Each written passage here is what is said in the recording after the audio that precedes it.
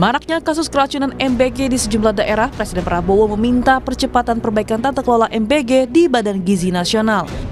Salah satunya dengan menutup dapur MBG yang bermasalah untuk dievaluasi dan diinvestigasi. Menko Bidang Pangan Zulkifli Hasan bilang, salah satu upaya untuk perbaikan tata kelola MBG adalah dengan menutup dapur MBG bermasalah. Semua dapur MBG atau SPPG juga akan dievaluasi terkait kualitas dan kemampuan juru masaknya. Segera mempercepat perbaikan dan penguatan tata kelola di BGN. Tata kelola harus segera untuk dapat ditindaklanjuti. Pertama, SPPG yang bermasalah ditutup untuk sementara, dilakukan evaluasi dan investigasi. Salah satu evaluasi yang utama adalah mengenai kedisiplinan, kualitas, kemampuan juru masak tidak hanya di tempat yang terjadi, tapi di seluruh SPPG.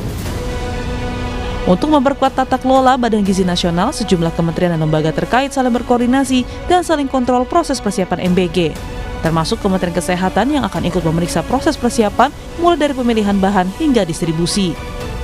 Sebelumnya, Wakil Kepala BGN Nanik SD yang mengingatkan sejumlah mitra untuk turut mengawasi pelaksanaan MBG, dirinya pun tidak mentolerir pemberian makanan yang tidak sesuai ketentuan. Sekali lagi, saya minta para mitra untuk ikut mengawasi dan bertanggung jawab. Saya juga tidak mentolerir bahan baku yang dipakai bila tidak fresh, karena kejadian di Bandung ini sungguh di luar nalar. Bagaimana bahan baku dalam kondisi tidak fresh, ayam dibeli di hari Sabtu, baru dimasak di hari Rabu. Guru Besar Pangan dan Gizi Institut Pertanian Bogor Ale Komsan bilang mengapresiasi langkah pemerintah atasi kasus keracunan MBG di sejumlah daerah. Salah satunya ialah pengawasan yang ketat hingga mitra dapur yang memiliki sertifikat layak higienis sanitasi atau SLHS. Meski begitu, perlu diperhatikan karena proses sertifikasi bisa memakan waktu. Saat ini saya kira SPPG bermasalah itu tentu saja yang mempunyai kasus-kasus keracunan. Tetapi nanti ketika pemerintah sudah mewajibkan SLHS, sertifikasi layak hygiene dan sanitasi, maka kita akan menemukan lagi mungkin ada dari 9.000 sekian SPPG itu mungkin ada yang belum memenuhi syarat SLHS tadi. Nah, oleh karena itu kalau sekarang ini kaitannya adalah dengan persoalan keracunan yang tentu saja langsung ditutup oleh pemerintah sementara bagi SPPG yang bermasalah tersebut. Nah, kalau kita lihat apa yang disampaikan Kementerian Kesehatan, nanti akan dilakukan SLHS oleh dinas-dinas kesehatan dan itu tentu saja memerlukan waktu. Karena proses SLHS itu memerlukan waktu bisa 1-2 minggu.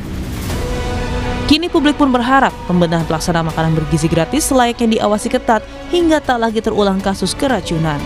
Tim Liputan Kompas TV.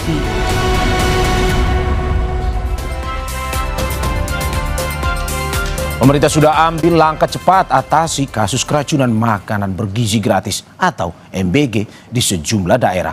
Salah satunya ialah menutup dapur atau SPPG bermasalah sementara waktu. Sekaligus, mitra dapur juga memiliki sertifikat layak higienis dan sanitasi atau SLHS.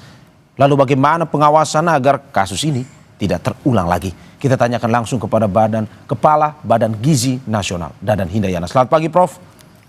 Pagi, Pak Mario. Terima kasih, Prof, sudah bergabung di Dialog Sapa Indonesia pagi ini secara eksklusif, mau bergabung dan berdiskusi bersama kita. Dan juga Guru Besar Departemen Ilmu dan Teknologi Pangan IPB, Purwiyatno Haryadi. Selamat pagi, Prof. Selamat pagi. Terima kasih, Prof. Purwiyatno, atas kesempatannya juga mau berdialog. Saya pertama ke Pak Dadan. Pak Dadan, hingga saat ini kemarin Presiden sudah menyampaikan akan memberikan perhatian langsung. Pun juga tegaskan keselamatan anak jadi prioritas utama. Apa arahan langsung dari Presiden kepada Kepala BGN ataupun jajaran BGN terkait dengan MBG ini? Ya, pertama saya perlu sampaikan bahwa Presiden itu memang setiap saat kan memantau selalu memberikan perhatian dan memberikan instruksi langsung. Dan kemudian saat kejadian terjadi itu kan yang banyak ketika beliau di luar negeri. Jadi pulang pun langsung memanggil saya pada hari Sabtu jam 16.30 dan kemudian saya melaporkan progres pembentukan Satuan Pelayanan Penuhan Gizi yang sampai sekarang sudah ada 9.636 dan kemudian saya menyampaikan periode pembentukan tersebut. Saya sampaikan dari Januari sampai Juli itu terbentuk 2.391 SPPG dan dari 1 Agustus sampai 27 September itu sampai sekarang lah ada 7.224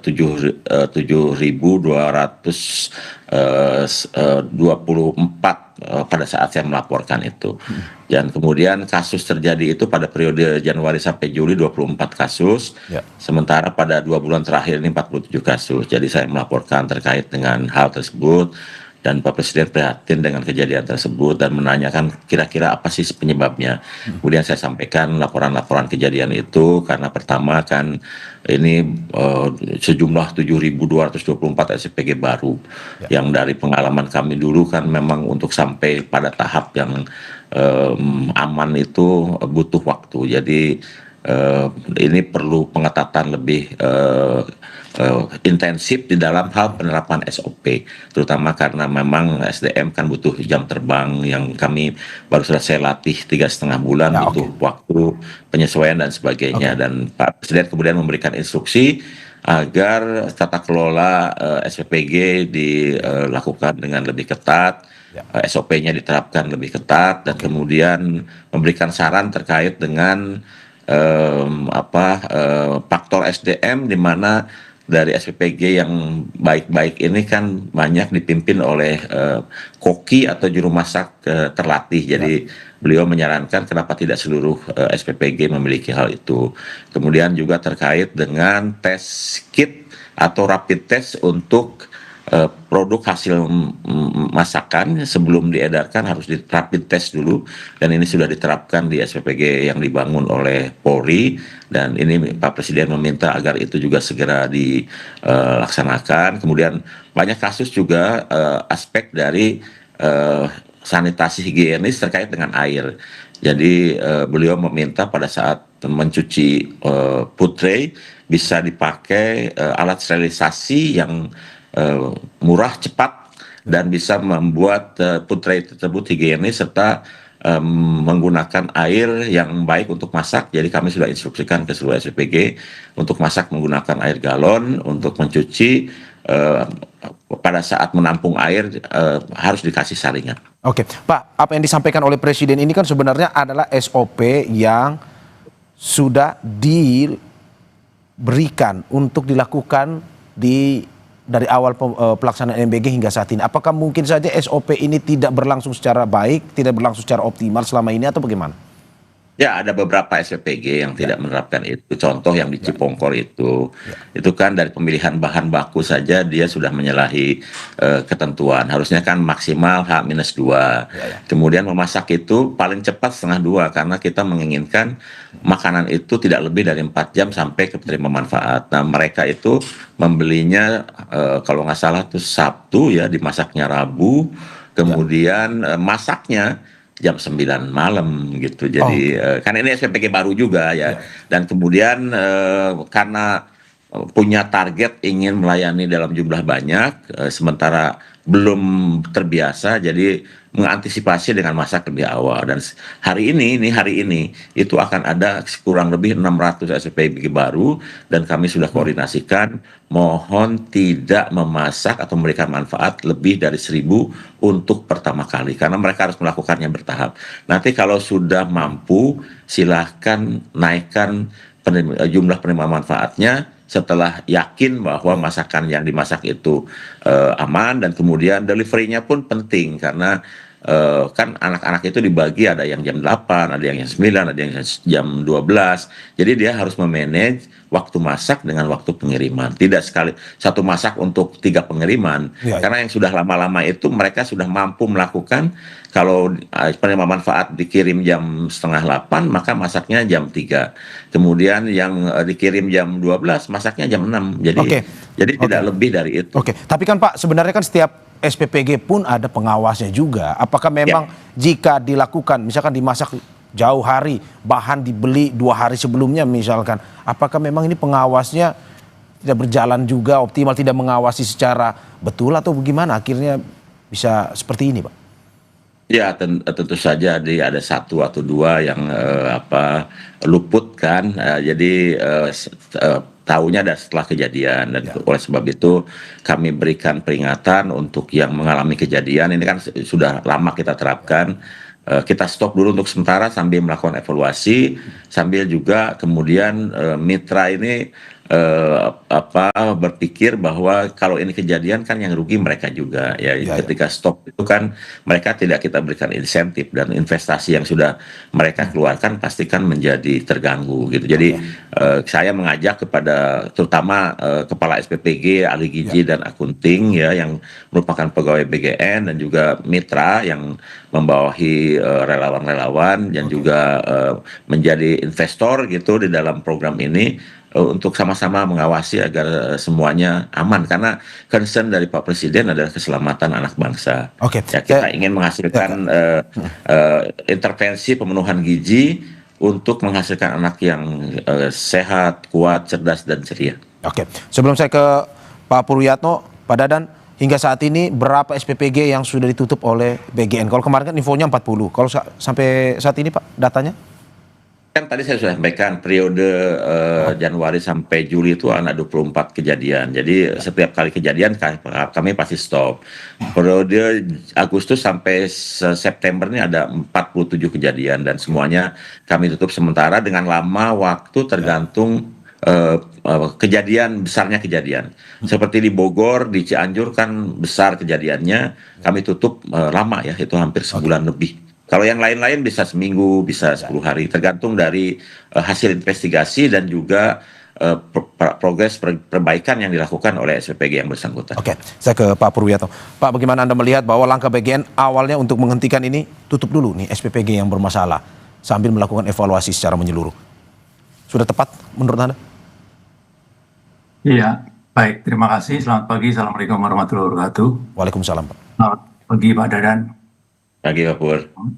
Ya, menurut saya ini kan sekarang sudah kejadian, artinya sudah terjadi kasus ya, yang kemudian memang memerlukan tindakan ya.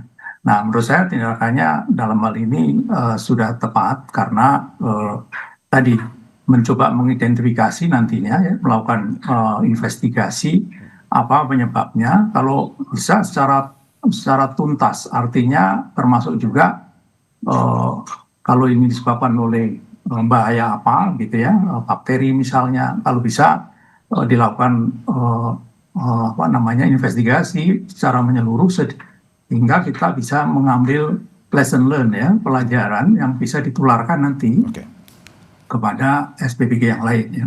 Tetapi menjawab pertanyaan tadi, ya menurut saya tepat karena itu kemudian harus ada evaluasi menyeluruh ya mengenai hal-hal yang berhubungan dengan persyaratan, apakah ada hal yang tidak diikuti dan seterusnya ya.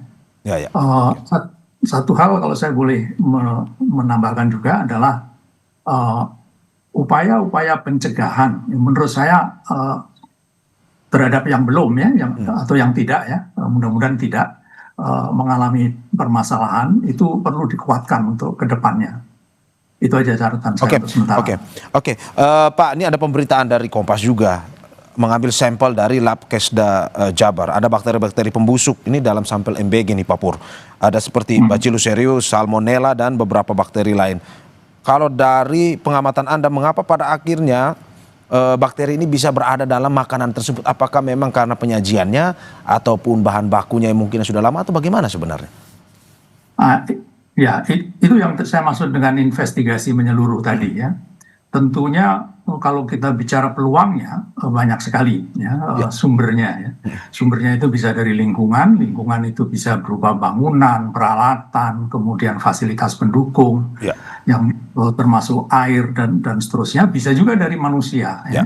Dari manusia yang menghandle atau penjamah. Tadi kan disebutkan oleh Pak Kepala BGN tentang peranan relawan ya. Relawan itu pada dasarnya kalau saya menangkapnya adalah penjamah makanan ya, yang perlu juga mempunyai pengetahuan dan skill tentang bagaimana penanganan pangan menurut prinsip-prinsip keamanan pangan yang baik ya. Itu perlu itu. Makanya tadi ketika dikatakan itu akan disertifikasi atau dicek lah ya persyaratan itu dengan menggunakan kriteria SLHS, menurut saya itu hal yang bagus ya, karena salah satu persyaratan dari SLHS itu antara lain adalah bahwa relawan tersebut atau penjamah makanan tersebut itu harus bersertifikat atau mempunyai skill yang berhubungan dengan food handling ya. Jadi sebagai food handler, penangan atau penjamah makan. Ini menjadi sangat penting itu untuk dilakukan ya. Selain sumber manusia juga bisa aja pada waktu transportasi ya, kemudian pada waktu makanan tersebut berada di sekolah ya. Makanya tadi poin-poin yang disampaikan oleh Kepala BGN perlu benar-benar dicek ya dan diawasi sedemikian rupa sehingga semua SOP itu dilakukan dengan baik, termasuk SOP sekolah. Prof Pur, berarti maksud Anda secara singkat bahwa harus dari bukan hanya bahan baku, tapi kebersihan orang-orang yang mengelola itu ya, terus juga bahan baku hingga pada akhirnya nanti makanan diantarkan ke sekolah. Ini perlu pengawasan yang lebih lengkap dan lebih ketat ya? Ya semuanya kan sebetulnya kan mulainya tentunya dari bahan baku ya. Tapi itu semua dilakukan di dapur kan ya, SPBG. Sampai akhirnya pemorsian, kemudian itu selesai, dan setelah itu ada segmen kedua adalah transportasi di kendaraan itu sendiri ya. Bagaimana suhunya, bagaimana kebersihannya dan seterusnya. Kemudian segmen yang terakhir, yang ketiga adalah ketika dia ada di sekolah. Bagaimana dia simpan dan nanti bagaimana dia dikonsumsi. Semuanya perlu ada SOP dan ada investigasi yang baik. Oke, saya ke Pak Dadan kembali. Pak Dadan, beberapa hari lalu, tepatnya di tanggal 26 itu BGN pemerintah meminta maaf atas kejadian ini. Yang ingin saya tanyakan, apa sebenarnya poin minta maaf ini? Apakah memang terkait dengan keracunan yang terjadi ini, atau yang kedua mungkin saja terkait dengan keseluruhan dari proses pengelolaan MBG yang mungkin masih belum optimal hingga saat ini? Ya, terutama sebetulnya terkait dengan berbagai kejadian yang tidak kami harapkan, karena sebetulnya tujuan makan bergizi kan untuk intervensi pemenuhan gizi, untuk meningkatkan kualitas SDM, menghasilkan SDM yang sehat, kuat, cerdas, dan ceria. Dan ada kejadian, itu artinya kan masih ada hal yang harus kami perbaiki. Oleh sebab itu kenapa Pak Presiden kemudian manggil secara khusus, memberikan instruksi-instruksi terkait dengan perbaikan-perbaikan yang harus dilakukan. Ya, oke. Dan selanjutnya bagaimana dengan nasib anak-anak yang sampai saat ini Pak Dadan, kalau kita baca baik itu di media mainstream maupun media sosial, banyak yang akhirnya trauma atas kejadian ini dengan yang kejadian keracunan ini. Apa langkah dari pemerintah ke depan? Tapi sebelum Pak Dadan menjawab, kita saksikan usai jeda berikut. Terima kasih masih di Sapa Indonesia Pagi, saudara, bersama saya Maria Sarong dan narasumber saya Kepala Badan Gizi Nasional Dadan Hindayana dan juga Guru Besar Departemen Ilmu dan Teknologi Pangan IPB Purwiyatno Haryadi. Saya kembali ke Pak Dadan kembali. Pak Dadan, bagaimana Anda melihat bahwa ada beberapa orang tua pun juga korban anak ini yang trauma dengan kejadian keracunan ini? Apa yang akan BGN lakukan? Apakah tetap mungkin saja memberikan MBG tetap kepada mereka, atau ada evaluasi lain dari BGN? Ya, seperti yang sudah saya sampaikan, setiap kali ada kejadian kan pasti ada yang tersakiti ya, kemudian ada orang tua yang khawatir, dan ada kepercayaan publik yang tergores. Dan oleh sebab itu salah satu langkah menyetop SPG yang bermasalah itu adalah salah satunya untuk mitigasi trauma yang muncul dari penerima manfaat. Jadi selain perbaikan seluruh aspek pengelolaan SPG, mereka pun harus mampu memberikan mitigasi dan mengembalikan kepercayaan dari penerima manfaat yang mengalami. Jadi itu pasti butuh waktu, ya, butuh waktu. Jadi kalau masih trauma dan itu tidak perlu dipaksakan, tapi kalau mereka sudah bersedia kembali menerima manfaat makan bergizi, tentu saja kami sangat mengharapkan itu terjadi. Oke, Pak, termasuk juga bagaimana dengan biaya rumah sakit nih, Pak? Karena terakhir ada pemberitaan ya sampai ratusan juta jumlah total biaya rumah sakit yang harus untuk merawat para korban ini. Dari tanggungan biaya sendiri apakah memang diserahkan kepada korban ataupun diselesaikan semua oleh negara, Pak? Ya gini, ada dua kejadian, bukan kejadian, dua hal yang sudah dilakukan ketika pemerintah daerah menetapkan KLB atau kejadian luar biasa, itu biasanya seluruh biaya ditanggung oleh Pemda melalui BPJS ya.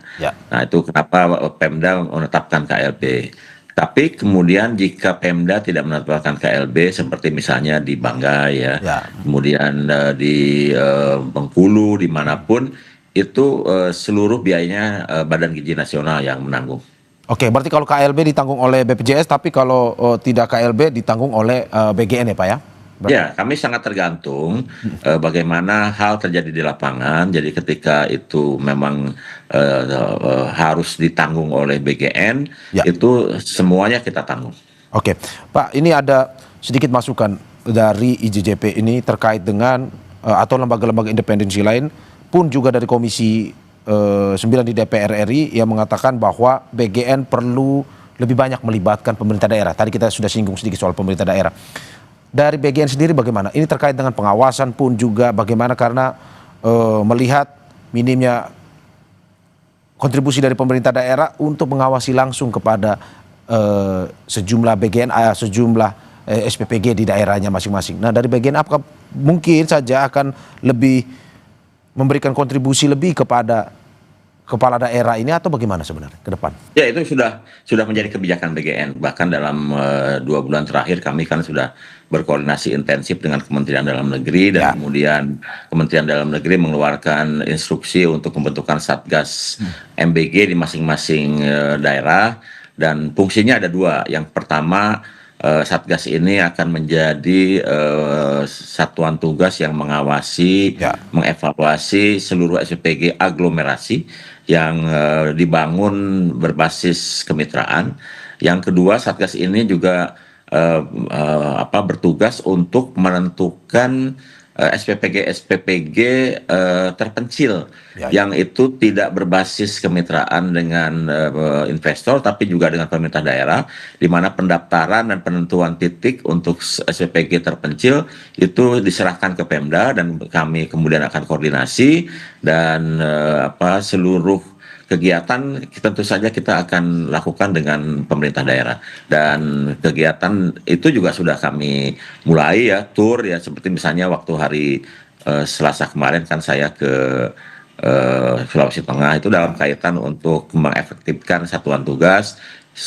Pagi ini jam 10 saya dengan Gubernur Jawa Barat, sebelumnya saya sudah dengan Gubernur Tangerang ya. Dan juga dengan Sumatera Utara itu kan sudah kami lakukan. Jadi satuan tugas ini tinggal kita optimalkan, tinggal kita percepat tugasnya dan mekanismenya sudah kami atur dengan Kementerian Dalam Negeri. Dan bahkan pagi ini juga ada rapat koordinasi di Kementerian Dalam Negeri dan dihadiri juga oleh Kementerian Kesehatan, juga oleh Badan Gizi Nasional. Oke, saya ke Prof. Pur. Prof, bagaimana Anda melihat ini lebih spesifik makanan seperti apa untuk menghindari terjadi keracunan ini? Makanan seperti apa yang mungkin saja bisa disajikan oleh SPPG ini agar mungkin bisa tahan lama ataupun juga tapi tidak menghilangkan kadar gizinya untuk anak-anak? Iya, terima kasih.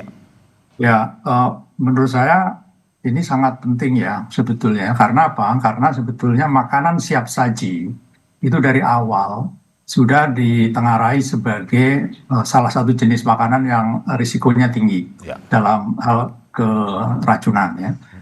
Data dari Indonesia dan juga data secara global menunjukkan bahwa makan siap saji inilah yang rentan untuk bisa menyebabkan keracunan itu. Jadi kehati-hatian itu menjadi sangat penting sih. Makanya tadi saya mengatakan pentingnya prevention. Antara lain memastikan berbagai persyaratan tadi ya. Nah untuk itu ya maka perlu itu misalnya saja ya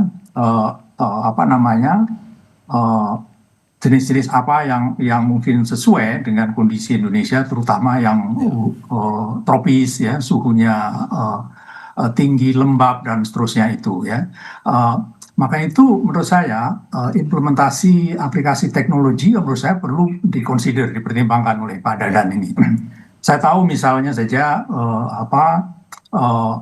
dikatakan ya, paling tidak yang saya lihat di televisi Pak Dadan yang mengatakan bahwa tidak akan menggunakan makanan pabrikan gitu ya. Menurut saya sebetulnya kriteria apa yang digunakan untuk itu perlu juga direvisi karena susu misalnya ya, susu itu pabrikan ya, dan menurut saya itu justru dari sisi food safety sangat bagus ya. Nah jadi pangan-pangan apa yang tidak termasuk dalam kategori kalau ilmiahnya itu adalah potentially hazardous ya. Itu apa aja? Nah itu perlu diidentifikasi ya, termasuk misalnya menghindari buah potong misalnya kalau bisa ya, mungkin buah-buahan yang utuh ya, jeruk kemudian yang lain sebagainya lah ya, yang tidak perlu dikupas dan dipotong, itu salah satu. Demikian juga hal yang berhubungan dengan lauk dan seterusnya, terutama untuk daerah-daerah yang tadi terpencil, barangkali perlu ada pertimbangan apakah bisa prepackage ya, menu ya, prepackage menu yang disterilisasikan dan seterusnya. Tadi saya dengar ompreng itu bagaimana bisa disterilisasikan dengan baik, kering sedemikian rupa sehingga tidak menjadi sumber kontaminan justru. Karena kontaminasi silang itu adalah salah satu penyebab biasanya. Nah itu harus diidentifikasi. Banyak sih yang hanya waktunya batas ya. Oke, Pak. Ya, tadi kita sudah sempat berbicara menyampaikan terkait dengan apa yang disampaikan oleh Pak Dadan bahwa hari ini akan ada rapat bersama Kemendagri dengan kepala daerah terkait dengan tata kelola MBG. Untuk kita tahan sebentar Bapak-bapak, kita akan langsung melihat bagaimana jalannya ataupun rapat evaluasi bersama Mendagri dan juga kepala daerah ini langsung bersama jurnalis kita yang sudah berada di lapangan. Ada Benediktus Aditya di sana. BNS, selamat pagi. Bagaimana rapat dari Mendagri bersama kepala daerah untuk dalam rangka memperbaiki tata kelola MBG ini? Apakah sudah berlangsung dan apa saja yang akan dibahas dari informasi yang Anda dapatkan? Ya, selamat pagi Mario. Memang kalau dari informasi yang kami terima, rapat sendiri akan dilaksanakan pada pukul 8.00 waktu Indonesia Barat. Namun hingga saat ini kami masih belum menerima informasinya. Tapi tadi ketika kami konfirmasi kepada penerangan Kementerian Dalam Negeri, begitu memang rapat ini akan dilaksanakan secara daring. Ini artinya memang kepala daerah di masing-masing wilayah ini bisa melaksanakannya di tempatnya begitu ya, sehingga tidak perlu ke lingkungan Kementerian Dalam Negeri di Jakarta. Kemudian juga tidak hanya kepala daerah, informasinya memang ini juga melibatkan dinas kesehatan di masing-masing wilayah. Karena memang fokus dari pembicaraan rapat pada pagi hari ini adalah terkait dengan penanganan kasus atau naiknya angka keracunan pada program makan bergizi gratis. Selain itu juga membicarakan soal tata kelola pada program makan bergizi gratis. Nah, memang saya catat Mario, ada 6 hal yang akan dibicarakan, tapi saya coba untuk rangkum menjadi 3 hal. Yang pertama terkait dengan akan ditutupnya dapur atau SPPG yang ditemukan adanya kasus atau angka keracunan, sehingga memang kedepannya ini akan diberhentikan sementara bagi dapur yang memiliki angka atau kasus keracunan untuk nantinya dievaluasi lagi secara berkala adakah kesalahan dalam pelaksanaan atau prosedurnya begitu.